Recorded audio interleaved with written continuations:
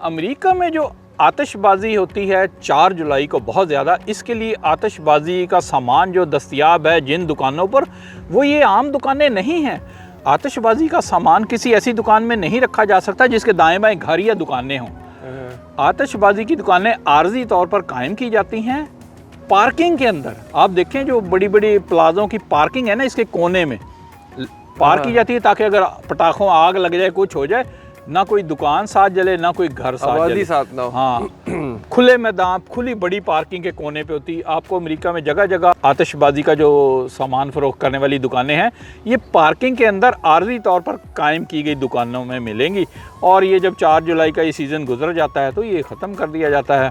और इनके आतिशबाज़ी के जो वेयर हाउस होंगे, गोदाम वगैरह, वो भी कहीं सेपरेट ही होते हैं, वो कहीं भी बाकियों के साथ नहीं बनाए जा सकते। किसी भी आबादी में दुकानों के साथ या घरों के साथ आतिशबाज़ी की दुकान नहीं बनाई जा सकती। ये देखें नादरीन, ये है आतिशबाज़ी के सामान फ़रोख्त करने की दुकान। ये एक बहुत बड़ी पार्किंग के कोने पर बनाई गई है। आतिशबाज़ी के सामान के फ़रोख्त की दुकान अमेरिका में किसी भी मकान या बिल्डिंग या दुकान के साथ नहीं बनाई जा सकती।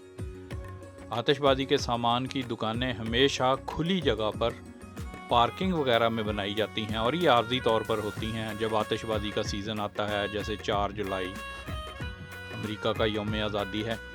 ये एक चौक के अंदर देखें, ये कोना है उस पार्किंग का, और इस कोने में ये आतिशबाज़ी के सामान की दुकान है।